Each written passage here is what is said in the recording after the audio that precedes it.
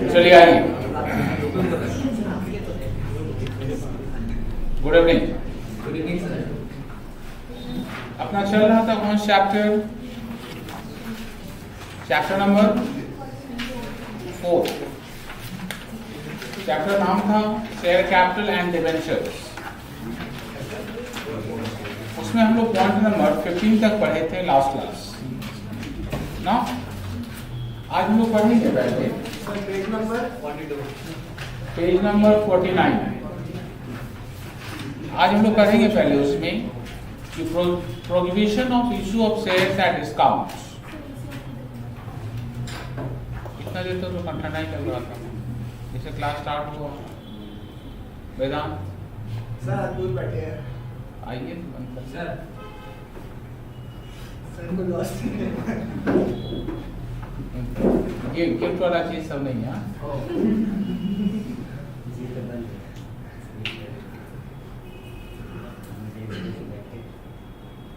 फिर वेदांत good evening.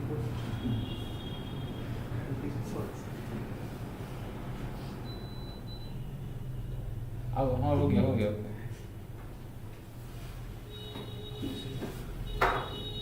देखिए prohibition of issue of shares at discount, मतलब शेयर्स को डिस्काउंट में अभी इशू नहीं किया जा सकता है।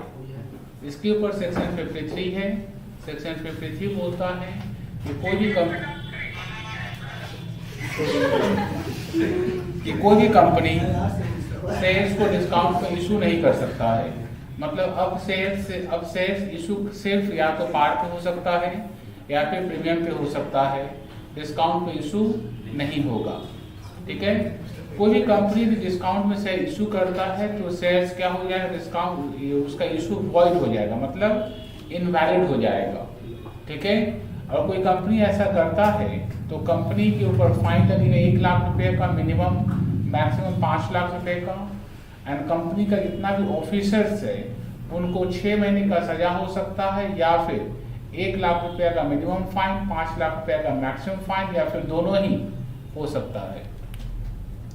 ठीक है, लेकिन कोई कंपनी चाहे तो sweat equity shares, sweat equity मतलब जो शेयर्स हम लोग अपने स्टाफ को देते हैं, अपने वर्कर को देते हैं, ठीक है, उसको कंपनी चाहे ठीक है डिस्काउंट में बेच सकता है।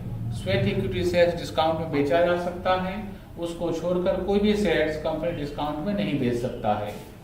ठीक है, राइट शेयर्स का रूल क्या है? राइट शेयर्स किसको बोलते हैं हम लोग?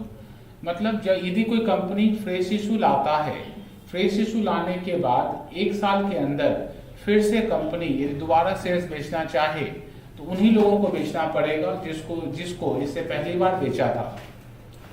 मान लीजिए जनवरी 2022 में एक कंपनी फ्रेश इशू किया, उसमें जितने लोग, कुछ लोग शेयर्स खरीदे, फिर मान लीजिए 1 साल के अंदर मतलब दिसंबर होते होते सेम कंपनी फिर से फ्रेश इशू करता है, तो सेकेंड टाइम जब फ्रेश इशू होगा 1 साल के अंदर तो सिर्फ उन्हीं शेयर होल्डर को देना पड़ेगा।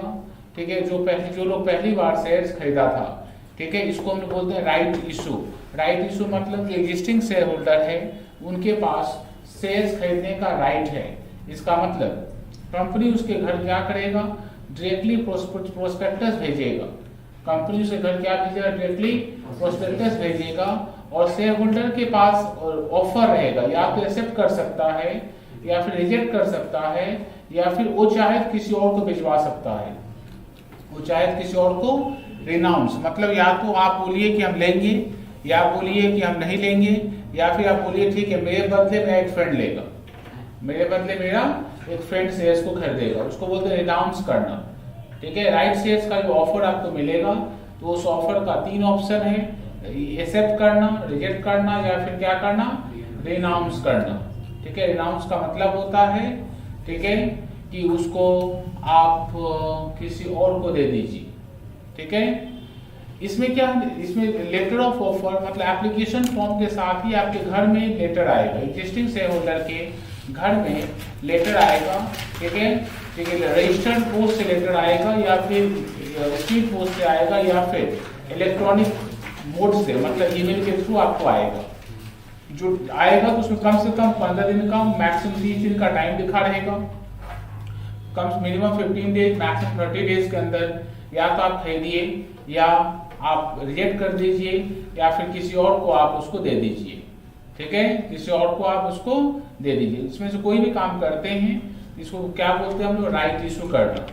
ठीक है, इसके बाद ज्यादा पढ़ना नहीं है। एम्प्लॉय स्टॉक ऑप्शन स्कीम, इसमें सिर्फ ये ध्यान रखना है कि हम लोग जब अपने एम्प्लॉय को शेयर्स बेचते हैं तो उसका नाम रखते हैं हम लोग एम्प्लॉय स्टॉक ऑप्शन स्कीम। क्या नाम रखते हैं उसको, एम्प्लॉय स्टॉक ऑप्शन स्कीम। आइए हम लोग पढ़ेंगे बोनस इशू के बारे में। बोनस इशू किसको बोलते हैं? बोनस इशू का मतलब होता है जब कोई कंपनी अपने शेयर होल्डर को फ्री में शेयर्स देगा। शेयर होल्डर को किसमें देगा? Shares free of cost shares देता है तो उसको हम लोग बोलते हैं bonus issue. Bonus issue free में दिया जाता है।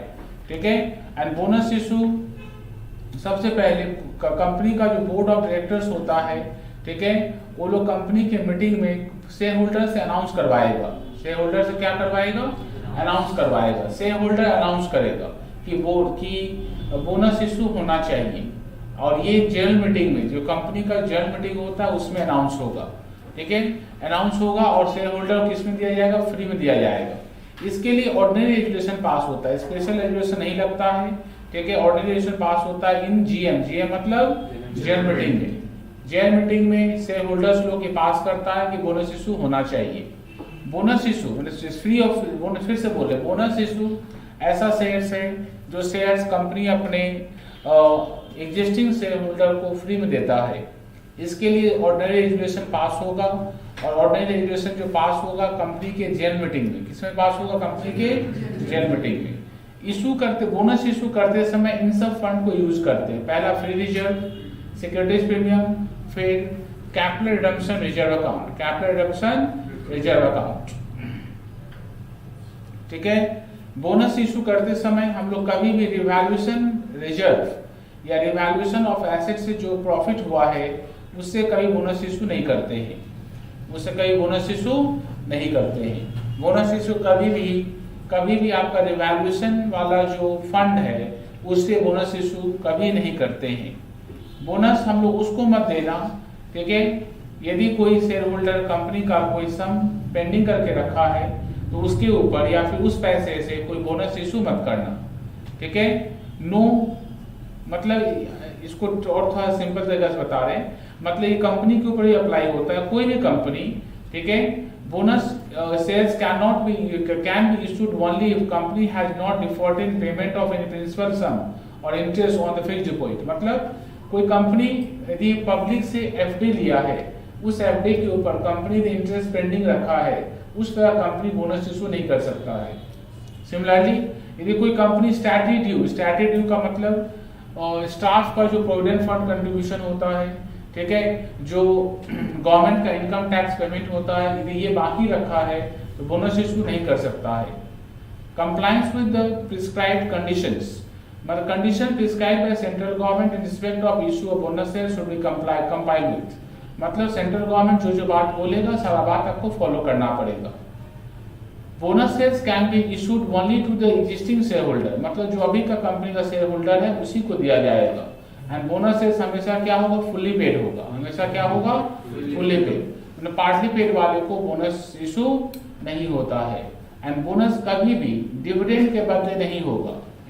डिविडेंड का मतलब share of profit. Share of profit के बदले डिविडेंड नहीं होता, बोनस नहीं होता है। डिविडेंड के बदले bonus shares can not be in lieu of dividend. Dividend के बदले बोनस आप नहीं दे सकते हैं। ठीक है, चलिए फास्ट गो थ्रू करिए।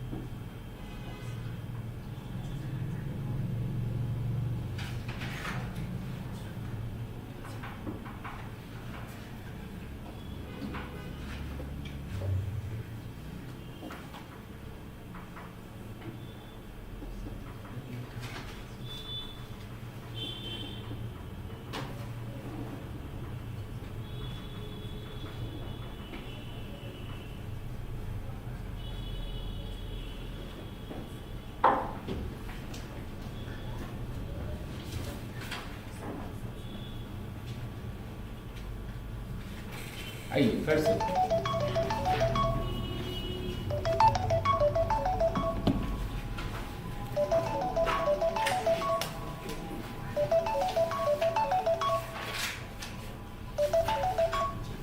हेलो बोलिए। हाँ हेलो। हाँ यस आया तो नहीं था, फोन में बात किया था हमसे। अरे फोन में हमसे बात किया था। हाँ हाँ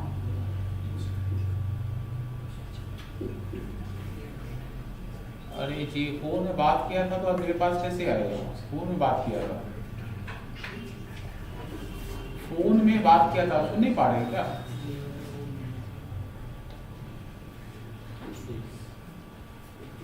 फिर क्या नहीं, अभी हम क्लास में, हम इससे ज्यादा बात नहीं कर पाएंगे।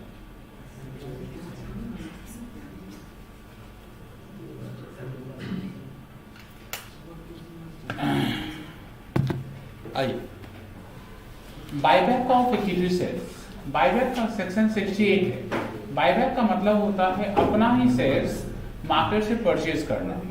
कंपनी के पास पावर है, कंपनी अपना ही शेयर्स मार्केट से परचेज कर सकता है। ये जनरली कैश कंपनी ऐसा करता है।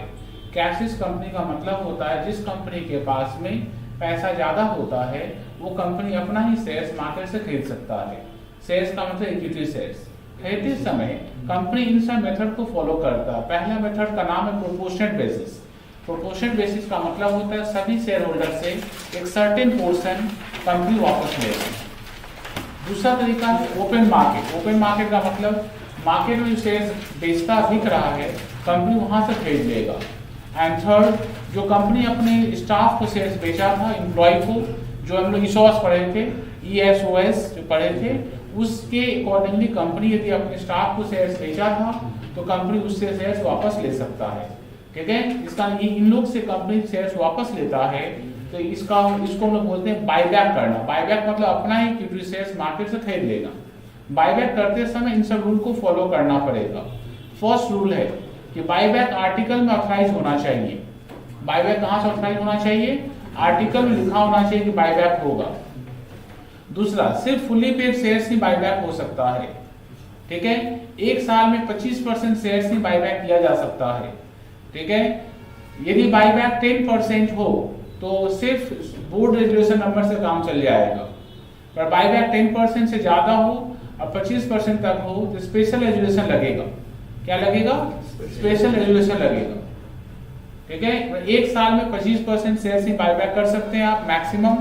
10% तक बायबैक होने से ऑर्डिनरी रेजुलेशन, 10 से 25% तक बायबैक होने पर स्पेशल रेजुलेशन लगता है।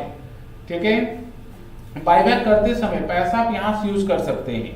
पहला सोर्स है हम लोग फ्री रिजर्व, दूसरा हम लोग का सिक्योरिटीज प्रीमियम, तीसरा हम लोग का है proceed from fresh issue of preference shares, fresh issue of preference shares और specified securities. Other than securities, other securities के अंदर डिवेंचर हो सकता है, बॉन्ड हो सकता है, टर्म लोन हो सकता है। इसका मतलब आप कहां से पैसा जुगाड़ कर सकते हैं? फ्री रिजर्व से ले सकते हैं, सिक्योरिटी प्रीमियम से ले सकते हैं, या फिर fresh issue of preferences, debenture, term loan से आप ले सकते हैं पैसा। ठीक है, यदि आप फ्री रिजर्व को यूज करते हैं, फ्री रिजर्व यूज करते हैं तो जितना फ्री रिजर्व यूज होगा उतना ही अमाउंट एक अलग अकाउंट में ट्रांसफर होगा जिसका नाम होगा कैपिटल रिडम्पशन रिजर्व अकाउंट। इसको हम लोग शॉर्ट फॉर्म में CRR बोला करते हैं। बायबैक के समय प्रीमियम होता है, प्रीमियम को राइट ऑफ करना पड़ेगा। राइट ऑफ करते समय हम लोग सिक्योरिटीज प्रीमियम, जनरल रिजर्व या PL का इस्तेमाल करते हैं, या PL का इस्तेमाल हम लोग करते हैं। बायबैक का रेजुलेशन पास होने पर 12 महीने के अंदर बायबैक कंप्लीट करना पड़ेगा। ठीक है, बायबैक करने के बाद डेट इक्विटी रेशियो होता है 2:1 से ज्यादा नहीं होना चाहिए। बायबैक के बाद डेट इक्विटी रेशियो है 2:1 से ज्यादा नहीं होना चाहिए। बायबैक के बाद 7 डेज के अंदर फाड़ के फेंकना पड़ेगा, डिस्ट्रॉय कर देना पड़ेगा। ठीक है, और बायबैक करने के 6 महीने तक कंपनी कोई फ्रेश इशू नहीं कर सकता है। लेकिन कंपनी चाहे तो स्वेट इक्विटी, ठीक है, या फिर डिवेंचर को शेयर्स में कन्वर्ट कर सकता है, पर मार्केट में शेयर होल्डर को, पब्लिक को शेयर्स नहीं बेच सकता है। 6 महीने तक का रिस्ट्रिक्शन है, 6 महीने तक का रेस्ट्रिक्शन है कि कंपनी शेयर्स मार्केट में नहीं बेच सकता है। ठीक है। स्टॉक किसको बोलते हैं? स्टॉक शेयर्स का जो स्टॉक जो है उसको बोलते हैं बंडल ऑफ शेयर्स। आपके पास ज्यादा शेयर्स है तो कंपनी उसको स्टॉक में कन्वर्ट कर देगा। ठीक है। जैसे ऐसे कंपनी बोल सकता है जिसके पास 10 शेयर्स है, 10 shares is equals to 1 stock. इसका मतलब आपके पास 30 शेयर्स है तो आपके पास कितना स्टॉक हो गया? 3 स्टॉक हो गया। मतलब स्टॉक का मतलब होता है bundle of shares expressed in a lump sum. It means aggregate of fully paid shares of a member merged into one fund। मतलब आपके पास यदि टोटल शेयर्स है, टोटल शेयर्स को हम लोग किस में एक्सप्रेस कर सकते हैं? स्टॉक में। और फुली पेड शेयर्स ही स्टॉक में जा सकता है, फुली पेड शेयर्स ही स्टॉक में जा सकता है। मतलब company can not make an issue make an original issue of stock. याद रखना बात, कंपनी शेयर्स बेचता है, स्टॉक नहीं। कंपनी क्या बेचेगा? शेयर्स। कंपनी शेयर्स बेचने के बाद जब शेयर्स आपके पास रहेगा तो कंपनी उसको किस में कन्वर्ट कर सकता है? स्टॉक में। स्टॉक में कन्वर्ट करते समय सिर्फ फुली पेड शेयर्स का इस्तेमाल होगा। सिर्फ किसका इस्तेमाल होगा? सिर्फ और सिर्फ फुली पेड शेयर्स का स्टॉक हो इस्तेमाल होगा। Conversion of shares into stock. ये कंपनी शेयर्स को किस में कन्वर्ट करता है? स्टॉक में कन्वर्ट करता है। ठीक है। शेयर्स को किस में? शेयर्स को स्टॉक में कन्वर्ट करता है। ये बात आर्टिकल में लिखा होना चाहिए। इसके लिए ऑर्डिनरी रेजोल्यूशन पास करना पड़ेगा और कंपनी का रजिस्ट्रार है उसको 30 डेज के अंदर खबर देना पड़ेगा। इसका मतलब कोई कंपनी अपना शेयर्स को स्टॉक में कन्वर्ट करता है तो उसमें 3 बात होना चाहिए। पहला बात क्या बताएं? पहला बात कहाँ लिखा होना चाहिए? आर्टिकल में लिखा होना चाहिए। दूसरा बात ऑर्डिनरी रेजोल्यूशन पास करना पड़ेगा। एंड थर्ड, तीसरा बात, ठीक है, कि 30 डेज के अंदर आपको किसको इन्फॉर्म करना पड़ेगा? रजिस्ट्रार ऑफ कंपनी को आपको इन्फॉर्म करना पड़ेगा। Effect of conversion of shares into stock. Share stock में कन्वर्ट हो जाता है तो क्या फर्क पड़ेगा? तो शेयर्स के अंदर ही इंक्लूड क्या होगा? स्टॉक। ठीक है। Register of member shell show the amount of stock held by each member instead of shares previously held. मतलब अब जो शेयर होल्डर का जो रजिस्टर होगा उसमें नंबर ऑफ शेयर्स के बदले क्या लिखा रहेगा? नंबर ऑफ स्टॉक लिखा रहेगा। The conversion of shares into stock does not affect in any way right of members। यदि कंपनी शेयर्स को स्टॉक में कन्वर्ट कर देता है तो उससे कंपनी मेंबर्स का, शेयर होल्डर का पावर पे कोई फर्क नहीं पड़ेगा। ठीक है। Stock can be transferred in the same way as shares can be transferred with only difference that stock can be transferred in fraction। मतलब जैसे हम लोग शेयर्स बेचते हैं इसे स्टॉक बिकेगा, पर शेयर्स हम लोग फ्रैक्शन नहीं बेच सकते हैं। तो स्टॉक हम फ्रैक्शन, जैसे मेरे पास 10 शेयर्स का स्टॉक है, 10 शेयर्स का एक स्टॉक है तो हम हाफ स्टॉक बेच सकते हैं। हाफ स्टॉक का मतलब 5 शेयर्स बेच सकते हैं। ठीक है। और कंपनी चाहे तो फिर से रिवर्स प्रोसेस कर सकता है। ऐसे कंपनी क्या किया था? शेयर्स को किसमें बदला था? स्टॉक में। ऐसे ही कंपनी चाहे तो स्टॉक को किसमें बदल सकता है? शेयर से बदल सकता है। ठीक है। उस रिकन्वर्सन हो सकता है। ठीक है। ये कहानी यहां तक था इक्विटी शेयर्स के बारे में। इक्विटी शेयर्स के बारे में पढ़े थे, बोनस शेयर, उसी का था राइट शेयर, उसी का था बायबैक ऑफ शेयर्स। अब हम लोग पढ़ेंगे काइंड ऑफ प्रेफरेंस शेयर्स के बारे में। प्रेफरेंस शेयर्स किसको बोलते हैं? मतलब जिस शेयर्स का इक्विटी शेयर्स के अलावा कंपनी को दूसरा शेयर जैसे बेचता है तो दूसरा शेयर्स का नाम क्या हो जाएगा? दूसरा शेयर्स का नाम हो जाएगा प्रेफरेंस शेयर्स। कंपनी जब प्रेफरेंस शेयर्स बेचेगा तो याद रखना बात, प्रेफरेंस शेयर्स का कितना टाइप्स होता है। तो पहला टाइप होता है उसको बोलते हैं cumulative preference shares. Cumulative preference shares का मतलब होता है यदि प्रेफरेंस, अच्छा प्रेफरेंस शेयर्स में और एक चीज बता दें, भूल गए होंगे आप लोग। प्रेफरेंस शेयर्स मैक्सिमम 20 साल के लिए इशू होता है, पहला बात। दूसरा बात, प्रेफरेंस शेयर्स का एक रेट होता है हमेशा, उस रेट से एवरी ईयर डिविडेंड देना पड़ेगा, एवरी ईयर डिविडेंड देना पड़ेगा। ठीक है। और डिविडेंड देने से, डिविडेंड जो है इक्विटी डिविडेंड के पहले आपको देना पड़ेगा। इक्विटी शेयर होल्डर को कुछ भी देने से पहले आपको प्रेफरेंस शेयर होल्डर को देना पड़ेगा, इसीलिए इसका नाम है प्रेफरेंस शेयर्स। इनके पास प्रेफरेंस है ओवर इक्विटी, इनके पास प्रेफरेंस है ओवर इक्विटी, इक्विटी के ऊपर इनके पास प्रेफरेंस है। पहला शेयर्स का नाम क्या है? Cumulative preference shares. पहले का नाम क्या है? Cumulative preference shares. Cumulative preference shares का मतलब ऐसा प्रेफरेंस शेयर्स, ठीक है, जिसका डिविडेंड कंपनी एक साल में नहीं पे कर पाता है, तो अगले साल कंपनी 2 साल का पेमेंट करेगा। ठीक है। नॉन क्यूमुलेटिव का मतलब इस साल नहीं दे पाए तो अगले साल भी नहीं देंगे। सॉरी, इस साल नहीं दे पाए तो अगले साल पिछले साल वाला नहीं देंगे, पिछले साल वाला नहीं देंगे। मतलब सपोज करिए ईयर 2020 में हम डिविडेंड नहीं दे पाए तो 2021 में नॉन क्यूमुलेटिव रहेगा तो सिर्फ एक ही साल का देना है, 2020 वाला नहीं देना है। यदि क्यूमुलेटिव है तो 2020 में नहीं दे पाए तो 2021 में जाकर आपको 2 साल का देना पड़ेगा। 2021 में नहीं दिए तो 2022 में आकर आपको 3 साल का देना पड़ेगा। उसको क्या बोलेंगे? क्यूमुलेटिव। और एक साल का ही पे करेंगे तो उसका नाम क्या रखेंगे? Non cumulative.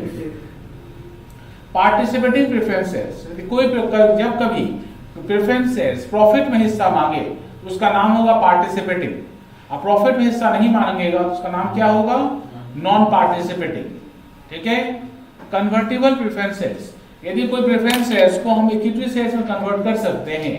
किसमें कन्वर्ट कर सकते हैं? इक्विटी में, सिर्फ इक्विटी में कन्वर्ट हो सकता है, उसका नाम होगा कन्वर्टिबल। और नहीं कन्वर्ट कर सकते उसका नाम क्या होगा? Non convertible. उसका नाम क्या होगा? Non convertible. ठीक है। रिडीमेबल प्रेफरेंसेस का मतलब प्रेफरेंसेस का उम्र 20 साल है। प्रेफरेंसेस का उम्र कितना साल है? 20 इयर्स। 20 इयर्स के अंदर प्रेफरेंसेस को रिडीम करना पड़ेगा। प्रेफरेंसेस जब रिडीम करते हैं तो हम लोग पढ़ते हैं सेक्शन 55। क्या पढ़ते हैं लोग? सेक्शन 55 ऑफ कंपनी लॉ हम लोग पढ़ते हैं। सेक्शन 55 ऑफ कंपनी लॉ में रिडम्पशन ऑफ प्रेफरेंसेस के बारे में रूल लिखा हुआ है। रिडम्पशन ऑफ प्रेफरेंसेस के बारे में रूल लिखा हुआ है सेक्शन 55 ऑफ कंपनीज एक्ट में। ठीक है। सेक्शन 55 ऑफ कंपनी एक्ट में रिडम्पशन का रूल है, वो सेम रूल है जो रूल हम लोग अभी बायबैक में पढ़े थे। सेम रूल, दोनों का रूल बिल्कुल सेम है। प्रेफरेंस में ध्यान रखना आपको, इसका उम्र कितना साल है? इसका उम्र मैक्सिमम 20 इयर्स है। 20 साल के अंदर आपको अपना प्रेफरेंस शेयर को क्या करना पड़ेगा? वापस करना पड़ेगा। कंपनी प्रेफरेंस शेयर जब इशू करेगा तो 20 इयर्स के अंदर उसको उस प्रेफरेंस शेयर को वापस लेगा, उसको पैसा दे देगा। पैसा देते समय कंपनी पैसा कहां से लाएगा? कंपनी या तो अपना प्रॉफिट को यूज करेगा या फिर फ्रेश इशू ऑफ शेयर्स करेगा। मतलब एक प्रेफरेंस शेयर्स को वाले को पैसा देने के लिए कंपनी दूसरा प्रेफरेंस शेयर्स बेच सकता है या फिर कंपनी अपने प्रॉफिट से पैसा ले सकता है। ठीक है। सिर्फ फुल्ली पेड प्रेफरेंस शेयर्स और फुल्ली पेड प्रेफरेंस शेयर्स उसी का रिडम्पशन पॉसिबल है। ये partly paid preference share redemption नहीं होगा, सिर्फ फुल्ली पेड प्रेफरेंस शेयर का रिडम्पशन होगा। ठीक है। रिडम्पशन से कभी भी ऑथराइजेशन, कभी भी रिडक्शन ऑफ शेयर कैपिटल नहीं होगा। प्रेफरेंस से रिडीम होने पर क्या नहीं होगा? रिडक्शन ऑफ शेयर कैपिटल नहीं होता, शेयर कैपिटल कमता नहीं है। ठीक है। जब भी कंपनी रिडम्पशन के समय प्रॉफिट का इस्तेमाल करेगा, जितने अमाउंट का प्रॉफिट यूज करेगा उतनी ही अमाउंट कंपनी अपनी CRR capital redemption reserve account में ट्रांसफर करेगा। ठीक है। कैपिटल रिडम्पशन रिजर्व अकाउंट का सिर्फ एक ही यूज है, बोनस इशू हो सकता है। कंपनी जब भी कभी प्रेफरेंस से रिडम्पशन करेगा, रिडम्पशन करने में कंपनी को नुकसान यदि होता है, कंपनी को लॉस होता है, तो कंपनी उस लॉस को, ठीक है, अपने सिक्योरिटीज प्रीमियम, जनरल रिजर्व या PL से राइट ऑफ कर लेगा, या फिर PL से उसको क्या करेगा? राइट ऑफ कर लेगा। जल्दी फास्ट गो थ्रू करो।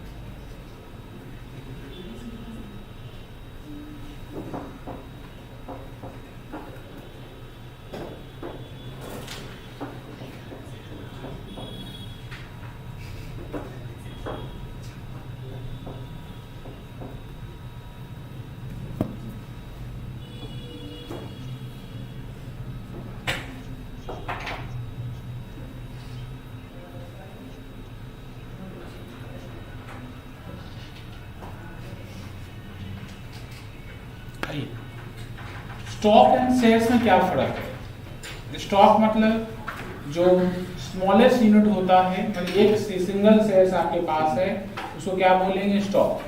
और बंच ऑफ शेयर्स को किस में कन्वर्ट करते हैं हम लोग? उसको स्टॉक में कन्वर्ट करते हैं। टाइम ऑफ इशू, इशू के समय कंपनी क्या बेचता है? शेयर्स बेचता है। बाद में कंपनी उसको क्या करता है? किसमें कन्वर्ट कर लेता है? Converted into stock. सिर्फ फुली पेड शेयर्स ही किसमें कन्वर्ट हो सकता है? कंपनी इशू कर सकता है shares fully paid and partly paid, पर स्टॉक में कन्वर्ट क्या हो सकता है? सिर्फ fully paid. Nominal value of shares, जो शेयर्स का नॉमिनल वैल्यू होता है, पर स्टॉक का कोई नॉमिनल वैल्यू नहीं होगा। आप फ्रैक्शन ऑफ शेयर्स नहीं बेच सकते हैं, पर फ्रैक्शन ऑफ स्टॉक आप बेच सकते हैं। शेयर्स का नंबरिंग होता है, 1 2 3 4 ऐसे नंबरिंग होता है, तो स्टॉक का कोई नंबरिंग नहीं होता है। कंपनी के पास authorisation of issue, no authorisation in article required for issue of shares, मतलब कंपनी को शेयर्स बेचेगा इसके लिए आर्टिकल में कोई ऑथराइजेशन नहीं चाहिए, पर शेयर्स को स्टॉक में कन्वर्ट करेगा इसके लिए आर्टिकल में कंपनी का क्या होना चाहिए? ऑथराइजेशन होना चाहिए। ठीक है, जल्दी फास्ट गो थ्रू करो।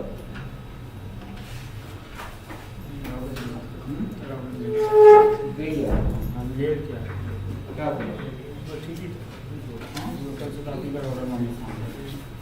ठीक है, अब बॉम्बे में चल नहीं रहा था, हम लोग कुछ से चला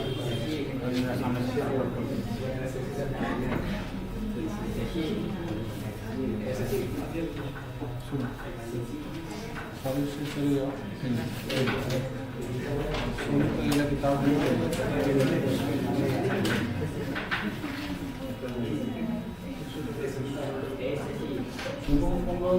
उसका साइकोलॉजी नहीं है ना।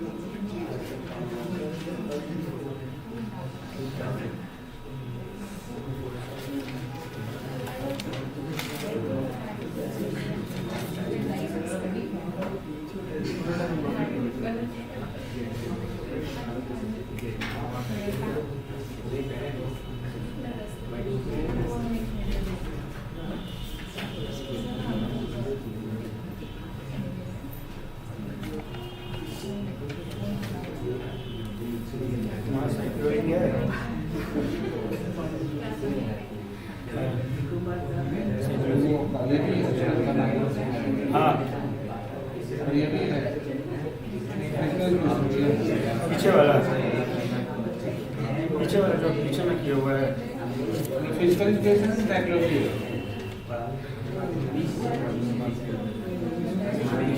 हेलो हेलो हेलो,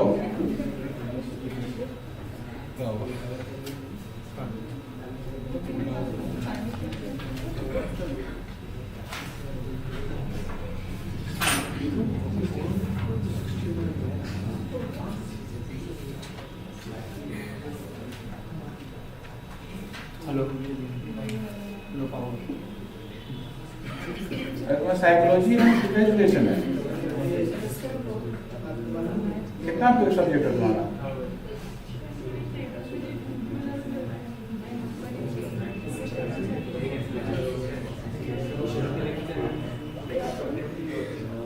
इंग्लिश का 2 पेपर है तुम्हारा,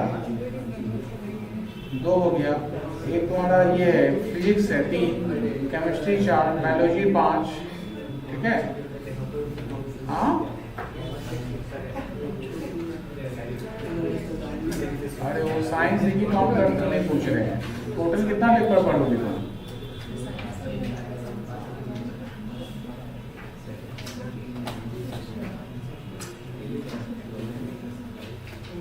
अच्छा, साइकोलॉजी बुक आ गया तुम्हारा?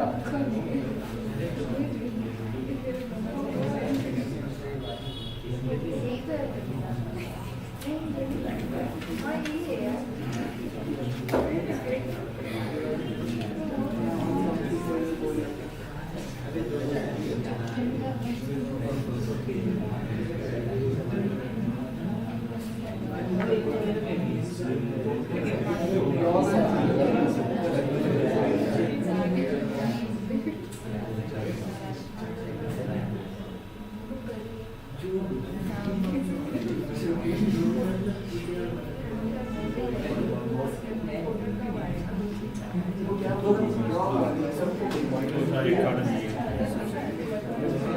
काट दिया, ये कॉर्नर कटा हुआ।